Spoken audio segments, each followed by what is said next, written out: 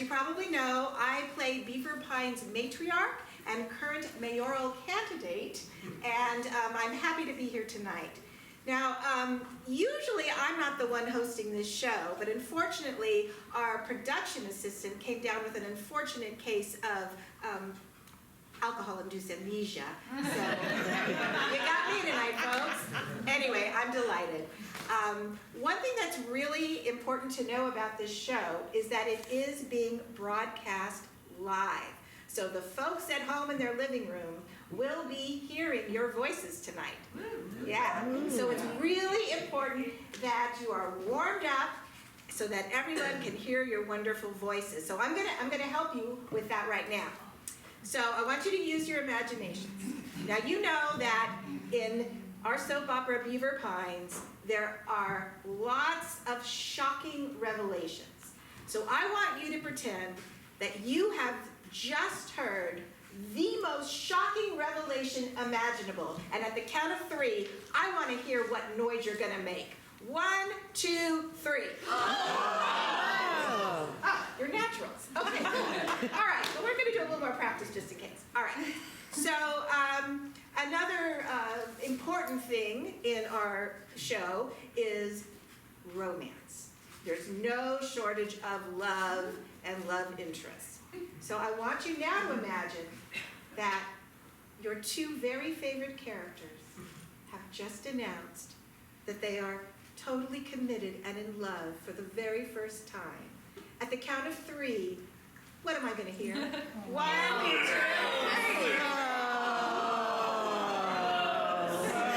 Okay, we have some love haters, that's okay. Wonderful. And last but not least, Beaver Pines is probably known most for its dastardly villains and unsightly characters. So, let's pretend that you're watching and you've just seen one of these villains do the most dastardly thing that you can imagine. At the count of 3, what are you going to say? 1, 2, 3. I am not worthy. You are wonderful. I think this may be our best audience yet, for sure. Okay. All right. Now, before we start the show, there's a few things I need to let you know. One, very importantly, is that, as you know, our show, each episode is sponsored by a product, and I'd like, when I give you the cue, to shout out who is sponsoring our show today on this beautiful day in the year 1960. All right, let's hear it. Who is our show sponsor? Fresh shampoo. What did I hear? Breck shampoo. You've been watching. That's exactly it.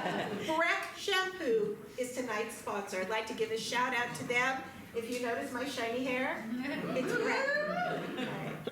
Great. And something else I need to tell you is that we film this show 5 days a week.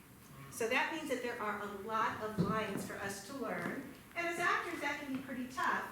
And so sometimes you may notice us going to this bowl and picking out a piece of paper and reading from it.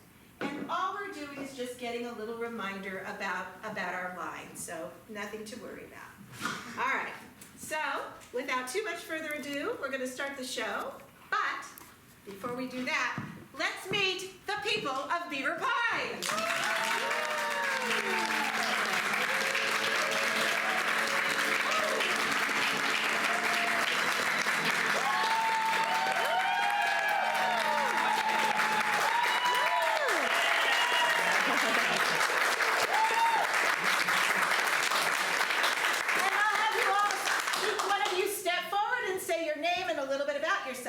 My name is Dr. Robert Eastman. I am the doctor of Beaver Pines, and a damn good one. Violet Black, grieving third-time widower, despite what rumors say. I'm innocent until proven guilty. Crystal Light. I'm a divorced mother with a 16-year-old son named Bud. And I'm just trying to find myself again. And I'm also looking for revenge. Kent Hardly Reed, former pop star, local hunk. Matthew, known as Maddie, the town homosexual. Jack, gang member, currently on the run for murder. Maurice Jackson, World War II veteran with a split personality who has taken over. Beverly Vandergland, widow, owner of Beaver Pines gas station. Rusty Connor, ex-con, 25 years in prison for killing a man when I was part of a gang that just want to be liked. In yesterday's episode, we were left wondering if Beverly and Rusty would meet their demise at sea as they were on their way to rescue Maurice off the island of Tzatziki. Now, sit back, relax, and maybe we'll get that question answered as we begin this episode of Beaver Pines, brought to you by Breck.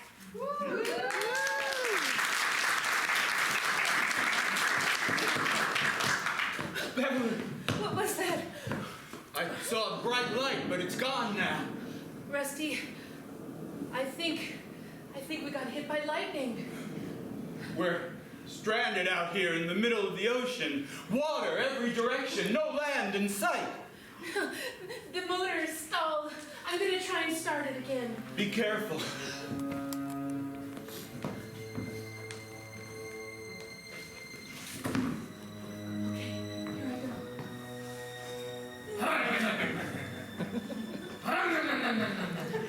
Beverly, the skies are getting so dark. Oh, Rusty, I don't know if I can do this. Looks like we're stranded. Beverly, Rusty. you know all that food that I was going to pack for the voyage? Yes, I'm so glad you did. I forgot. Oh, no. I left it back at the shop with all the water. Oh, Rusty. You know that extra gasoline that I was gonna put in the back of the boat so in case we ran out of gas? Yeah, I forgot to put it in the boat. Beverly, we just might be adrift here on the ocean, you and I, for as long as we can stay alive. Look, I see the moon. And that star just below it, that's north. And if we can stay on track, I believe the island of Tzatziki is just southeast of north. That's why you're the navigator. I never did how to use Glenn's sextant. You always have to bring up your ex-husband. I'm sorry, Rusty. I'm sorry. Beverly, even out here where I am literally the only other man in the world, you still can't get Glenn out of your mind and focus on me. I'm sorry, Rusty. Oh, no. You're not going to pull that silent treatment on me, are you? Because you know what happens when you do. Beverly, this is ridiculous. We might die out here. No, we can't. We've got too much to live for. Do we? We do. Do we have the future that I want together? We do, and I've been thinking about some things, Rusty. Since we're out here floating, I would like to talk about them with you. Anything. Well, you know, my early childhood growing up in Russia, I was raised as a communist and strictly anti-capitalist. But Rusty, I know that's so important to you. I'm willing to let that go. And I have an idea. And I'm wondering if you could help me with it. Anything. But do you mean it? You'll give up your communism? I don't have to join the Communist Party in order for you to love me? No, Rusty. I love you, and I will be a capitalist.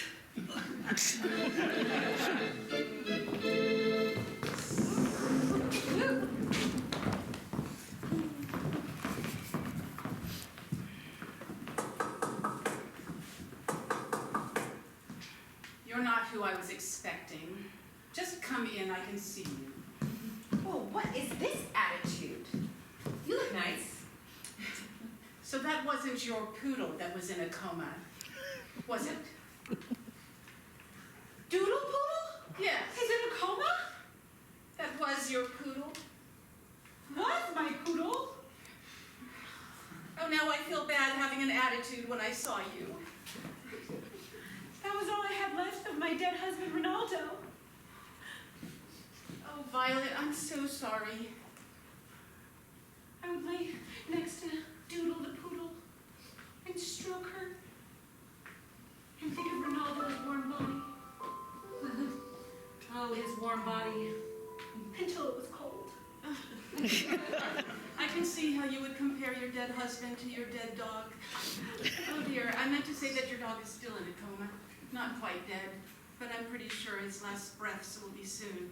But besides that, what I wanted to say to you, yesterday you had said to me that Olive could potentially have killed my brother. And you threw me into doubt again. I'm saying that Olive cannot be trusted. She fired me on the spot for no reason. She offered you a job and then said you were terrible at it. And she has everything to gain from your brother, the mayor-elect, being dead. Well, at first, I thought I needed a man to tell me what to do right now. Men have told me what to do all my life. My father, my husband, even my stupid little son Bud tells me what to do, thinking he's the man of the house. So I drugged him to stop that. Right now, what I think, because my brother tells me what to do as well, but frankly, I don't care anymore. I don't care whether he's gone. I don't care if he's missing. All I care about right now is finding myself. I can help you with that. You like that?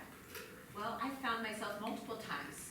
After multiple dead husbands, it's like I've had to reinvent myself every time. Well, how did you do it? Well, I moved. I can't even get a checking account. None of us can get a checking account. We're women. I stashed a lot of cash. When my husband would give me an allowance, I stashed most of it. Ooh, so you're saying you have savings. I do. I How fed him much? turkey dinners out of the TV tinfoil thing. Dear, how much savings do you have? I have about $100,000. $100,000? Yes.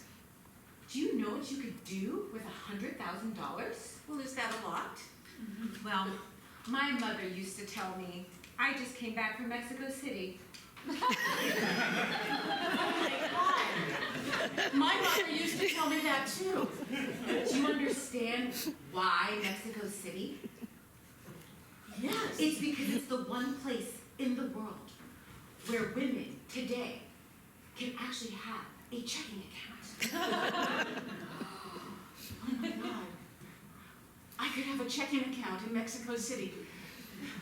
This would take care of most of my problems. Absolutely. We need to go to Mexico City. You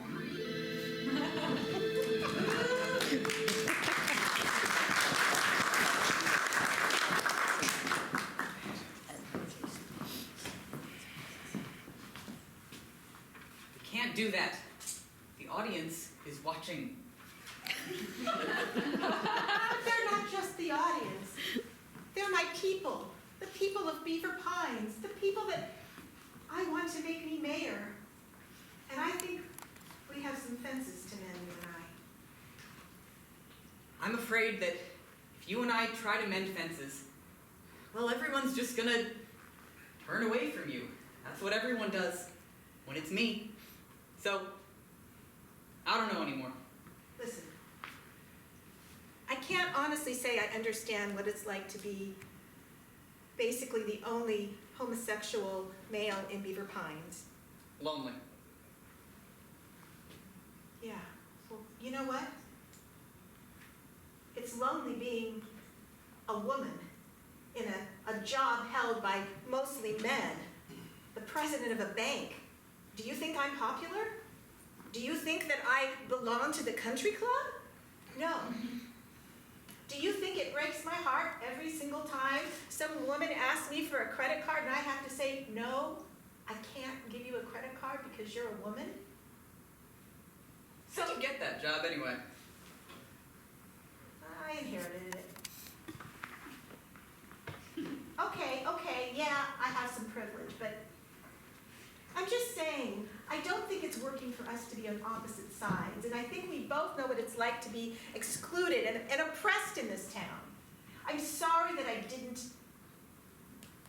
act more kindly to you, and I'm rethinking some of my family values. Maybe they weren't so kind. But I can tell you one thing. If Kent Hardly Reed becomes mayor, it's not going to be any better for you. I'm starting to fear that you're right. Look, it means a lot to me that you've invited me into your home and... Do you want a drink? Sure. You're of age, right? Yeah.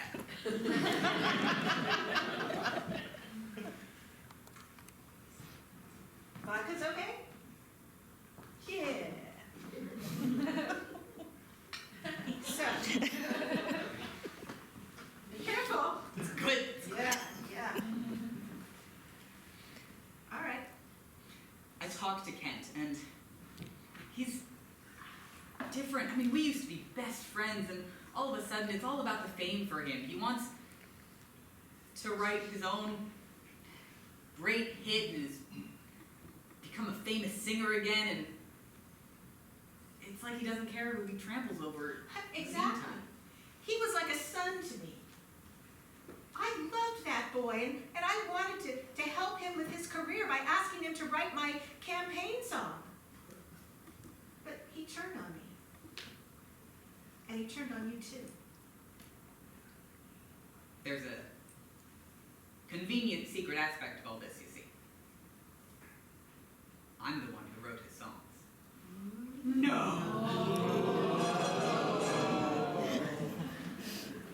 So, if you're really serious about this whole accepting me thing, I think maybe we can work something out. I'm dead serious.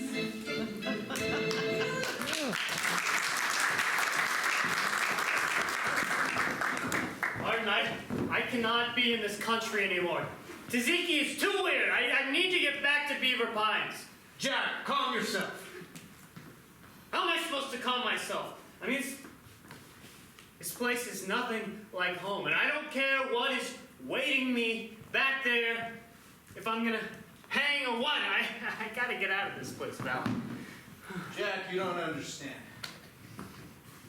I escaped the United States because I don't want to think about Violet Black anymore. Her and I, we're engaged. But all she thinks about is her dead husband and her dog. Don't you understand how painful that is? Yeah, I get your problems. Plus, Tzatziki is not that far from the U.S. Everyone knows it's an island next to Mexico City. I'm not too good with geography. Look, I'm not the sentimental type, but I miss home, okay? I miss getting a hamburger. I miss hanging out in the streets with my pals, playing stickball. That's right, the Rollers, your gang. Yeah. You know, when I was younger, I, Martin, used to belong to a gang as well. That's right. Yeah, all right, tell me about it. Because I don't remember your alter ego, Maurice, ever talking about a gang, so... Maurice is a different person. He was a war veteran. I was a pilot for Mexican Airlines. When I was younger, and I flew to Mexico City and, of course, near Tzatziki, I belonged to the Escondidos, a gang in Mexico City, near Tzatziki. And I know one thing about gangs, kid. They never lead you anywhere well. Good. Fine. That's where you're wrong. The rollers have done me plenty good. You know, without them, I'd probably just be in a gutter somewhere. Pass me a cigarette. I'd walk a mile for a can.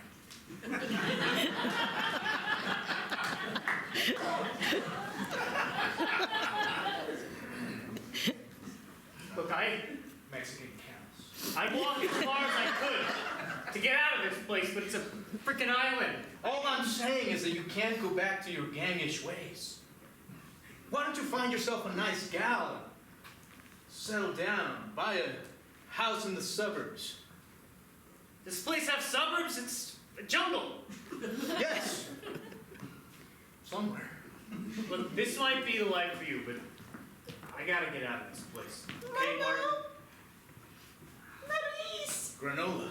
Oh, my love man! Oh, I'm so glad you're back on the island. Yes, it's me, Maurice. Why do you say it like that? Oh, no reason, Granola. I have to say I enjoyed our lovemaking earlier this morning. Oh, it's a good thing you killed my father, because he'd kill you if he heard you say that. I know, your father, the great religious leader in Tsaitsiki, I'm gonna go back to my shelter. I don't want to hear all this. he forbade our love, and I wouldn't have that. Would you like a can? Oh, no. I give up smoking. You know, just in case. Just in case. You know.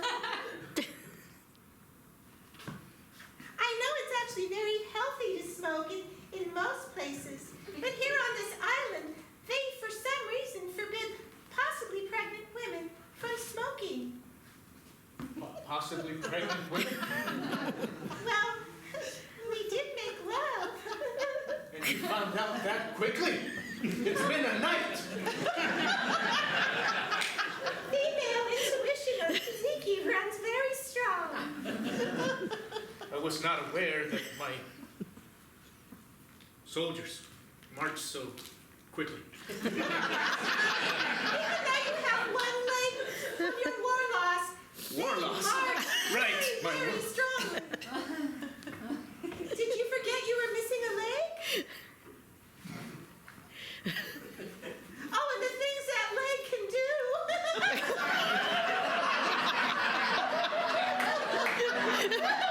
Oh, Louise, don't you remember? Before you left so suddenly, we were going to get married and we planned on having a family. Wait, Then you killed my father. well, he forbade our love, right? Right. Right. But then you left. Listen. Are you pregnant from last night, or are you pregnant from however long that was ago? Well, I must know. I know it seems not important, but I've it been is. pregnant for 15 years, hon. Could you repeat that? I missed it. I don't think I would be pregnant for 15 years, Oh. hon. So, it definitely is mine. Oh, yes. Dr. Eastman, thank you for coming. Do you think that you can save Violet's poodle? I know you're not a vet, but can you? Dog is dead. Oh, no. Oh, no. I'm sorry. I love dogs. I love all animals. But there was nothing I could do about it. Oh, that's so terrible. I was so hoping that Violet and I would become friends. And now this comes between us. I had nothing to do with her dog, of course, but I gave her attitude, and that means a lot. Oh, dear. Well, I'm sure she'll understand it's not your fault. What's the real reason why you brought me here? Well, I was going to ask you, where did I put my white go-go boots?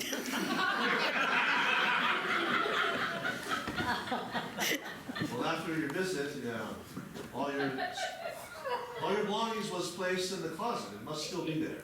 I've searched everywhere. I need them. It's the only thing that will go with this outfit. Listen, Please help me find them. we've been talking about your anxiety for some time now. You can't overthink the little things. I'm terrified of losing my go-go boots. It's one of the most important things to me, besides possibly Bud. Because your identity is attached to your ability to go-go dance. Yes. Yes. Well, why don't you break free? How? Dance your way out of it. How do I do that?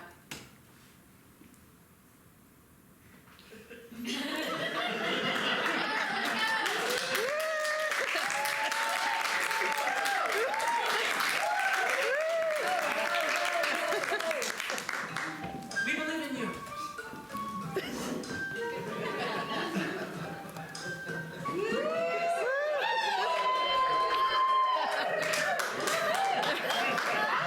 Well, can I really do it without the go-go boots? Of course, you see? You don't need the boots at all.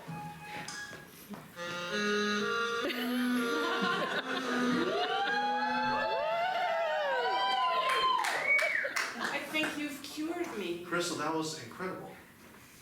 I've never seen such breakthroughs in such a bold and sensual manner. Did you like it when I went like that? I did. You know, Crystal, I'm still searching for my wife who was abducted by aliens. So any sort of flirtation that is happening here must end How long has she been gone?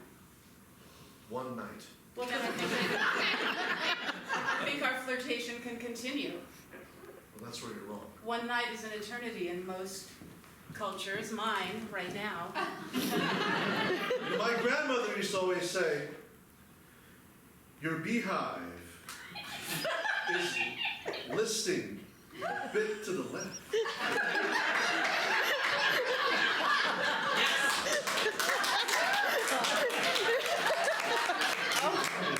Oh my God. Oh, be still, my heart.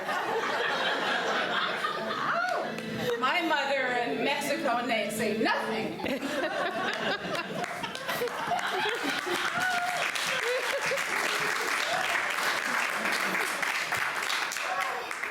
Another scotch, Bud, and make it a double.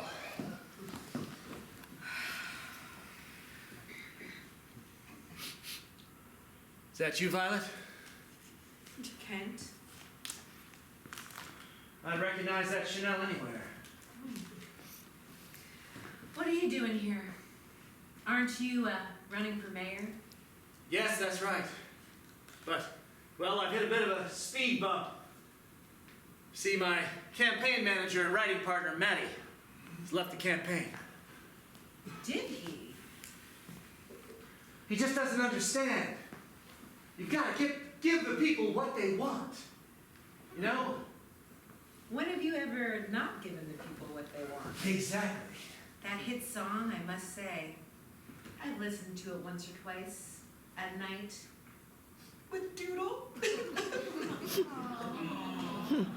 I read in the paper. I'm sorry for your loss. I took out a full-page ad to memorialize her. She seemed so hyperallergenic. And now, you did hear about Martin's plane? I knew he was missing. Another possibly dead, almost husband.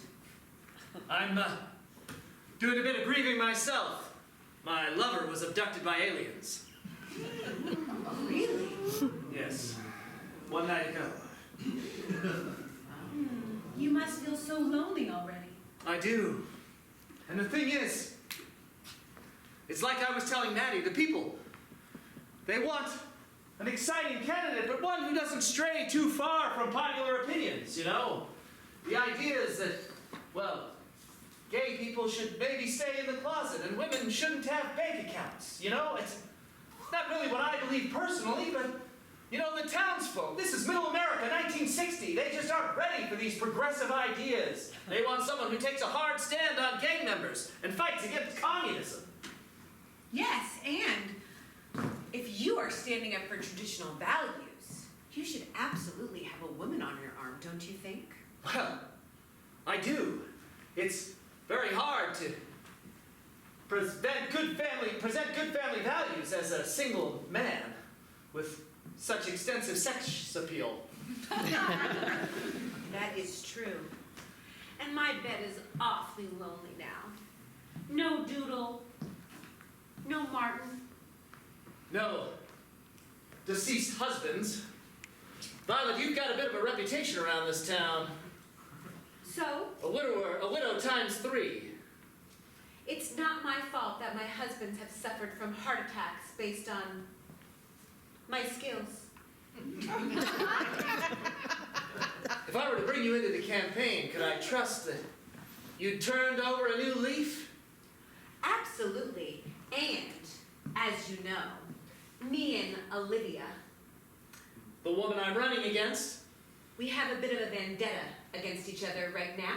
I see, so you'd get a chance to get a little fame for yourself, maybe clear your good name and take down Olivia Oil at the same time. Absolutely. I could use a refresh on my reputation, and being the mayor's wife wouldn't hurt.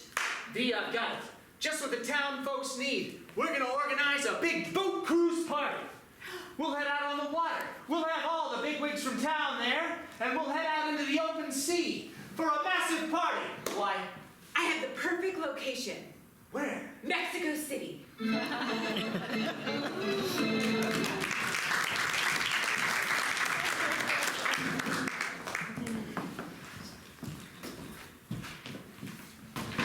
Oh, Rusty.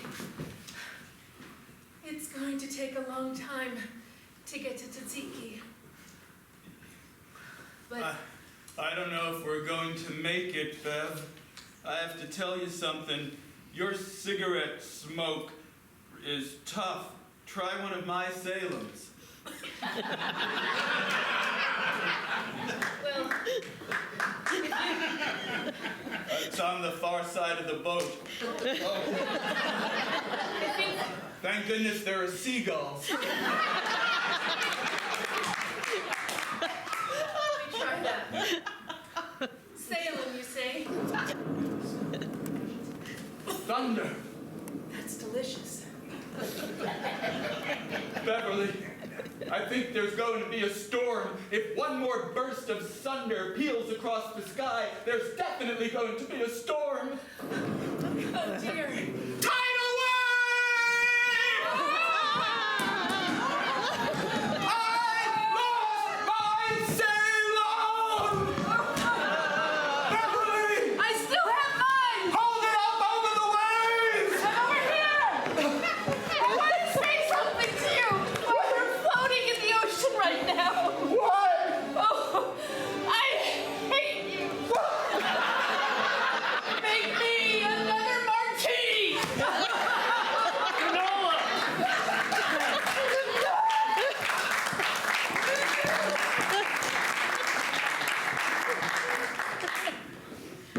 Why don't you sit down? I'm very excited to get to know Maurice's friend. Look, I gotta break something to you. That man is not Maurice. Of course he's Maurice. I would recognize him anywhere. Especially when, he doesn't have his clothes on. What do you mean? He has a split personality.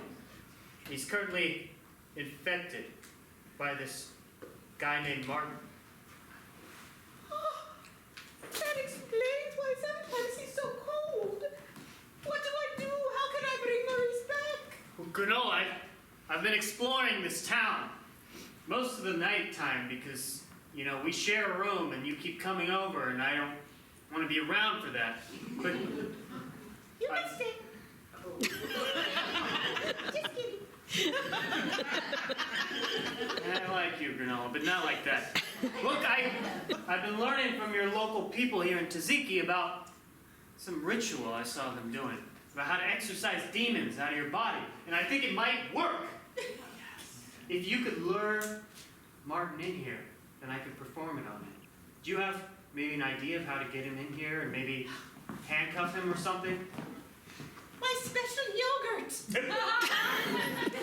with the chives and the little lemon. It gets him every time. Okay, well, I'll go hide behind that sofa there. Maurice, I made the yogurt. With the chives? With the chives. It's delicious. Come, I want to try something new with you today. Oh, is that so? Do tell. Sit down. Can I bring the yogurt? Of course. But let me feed it to you, because I'll need your hands. Oh. You know, sweetheart, I'd never do anything to you to hurt you. Of course not. I'm just going to tie you up. Oh. Remember how you used to want to do that and I said no? Oh, yes, of course. Maurice, loved bondage. Yes. So how do you feel now that you're tied up and can't move? Slightly afraid. Ah! Oh, this is not part of it, right? Right? I'm just gonna do it. I'm not gonna explain. No! No, wait! What's happening? Don't